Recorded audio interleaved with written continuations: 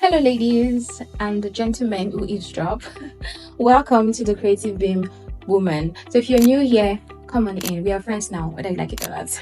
Okay, so today we're going to be talking about those who have decided that from the previous video, I'm going to link it down below. Who have decided that they don't want to niche down. They have too much fabulousness to give the world. Why give them one? Like, why? So if you have decided that you have too much talent to waste and just pick one, this video is for you. So I have 3 things that you can do to ensure that even though you're multi-talented, you're still making the most of it and you're not shortchanging yourself. Neither are you spreading yourself too thin. Okay? Let's get started. Okay, so before I get into the 3 steps, I want you to do something for me. Give yourself a pat on the back because it's not easy to be multi-talented. It's a blessing. Give yourself a high five. There's someone beside you. Let the person give you a high five. Alright, so that said, and you have praised yourself, you have made your head swell a little bit, let's get into the 3 tips. The first tip is figure out your favorites. Now, before you are like, okay, how do I figure out my favorites? How? I love them all. There are 3, let's say, litmus tests. I want you to pass each of those skills through. The first one is, which of them can you do even when you feel like you're not in the mood to work? Now, I know I know that even to the most hardworking of us, there are times where you're not in it and you don't just care about work, but you just want to keep it going because there are bills to be paid and all of that. But to be honest, like, which of them would I say gives you like at least some form of joy or some form of passion or some form of room that you feel, okay, I don't like this thing now, but I think I can grow to like it. I think that's better. Something like that. Which of them? That's litmus test 1. The second litmus test, a very important litmus test, is that, is this something people actually want? Is this something that clients will pay for? A service people will actually pay for? Because you don't want to offer a service that no one wants to pay you for, or is not in demand, or people don't need. That you set up like yourself, or you set yourself up, set up your portfolio site, and they are crickets. People are just like, oh, cute, and that's all. You don't want, oh, cute. You want people to say, oh, I need the skill. Here's the money. Give me the skill. That's what you want. That's litmus test 2. The third litmus test that I also want you to do is that I want you to be honest with yourself. Ask yourself, where do I shine the most? Which of these skills can I say, as in with my eyes closed, I can do this well? Now, hold on. There are some that maybe you're not shining at them already, but you know that if you give it time, if you give it dedication, if you open yourself to learning, you're going to shine. There is more room for you to shine in this, then that's also like makes for it.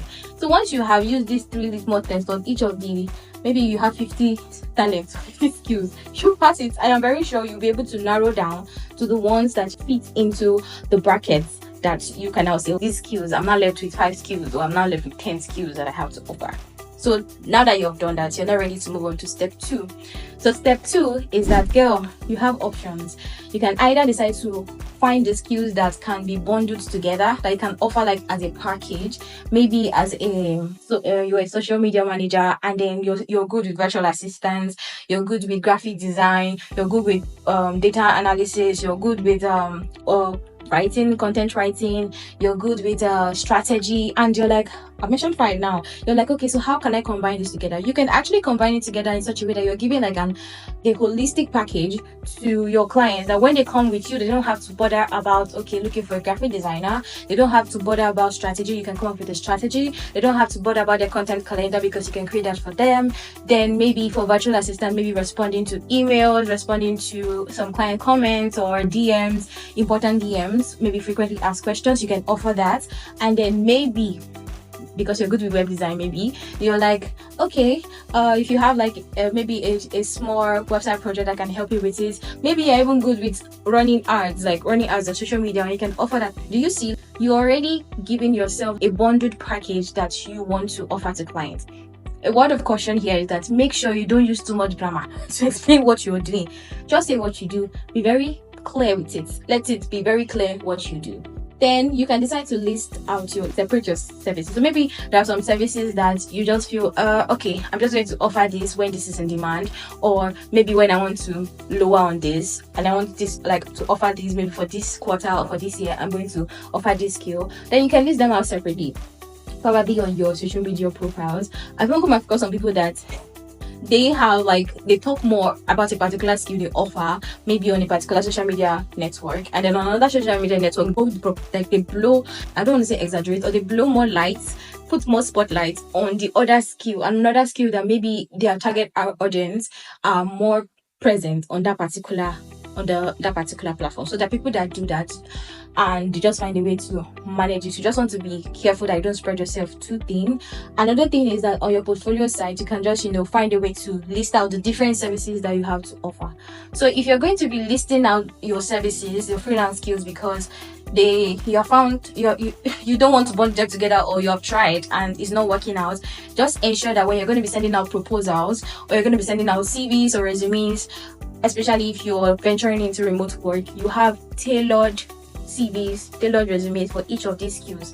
You don't want a CV that contains your maybe past work experience in logo designs. Maybe you have like 5 work experience in logo designs, and only one is for virtual assistants. If you're applying for a virtual assistant role, you get it. So you need to ensure that you have tailored, not only because most people tell you tailor your CV, tailor your resumes to the job, but when you have different skills, you also need to ensure you also tailor your CVs to shine light on the particular skill you want to bring up to the center based on a particular role. I hope that's clear. All right, so the third point, the third tip, the third thing I want you to keep in mind, which is very important, it's supposed to even be number 1, is don't burn out. Take care of yourself. Like, at the end of the day, whether you have 20 skills or you have 30 skills or you have 5 skills, who is going to be doing the job? You. Even if you're going to say, okay, there's some you might need to partner or collaborate, which I say there are some cases that you need to collaborate, that's fine, but who will still need to have some kind of oversight or oversee? You. So you're your best investment. You're your number 1, I don't say working tool, but you're your number 1 worker. So you have to ensure you're not burning out. You're not taking up more than you can. Ensure it's better to under promise and over deliver than to over promise and you under deliver. That's going to be bad for your work, girl. Okay, take these 3 tips and ensure that as you sit down and you want to start going through all the skills, your multiple talents, you make sure that you remember these 3 tips while you go through them. So tell me, are you someone with a lot of talent and you're already, in the freelance space, or you found a way to make it work for you? Please drop it in the comments. I want to learn from you too, because you're not the only one that's here to learn. I'm also here to learn. Someone else might learn from you too. If you have questions, put it in the comments.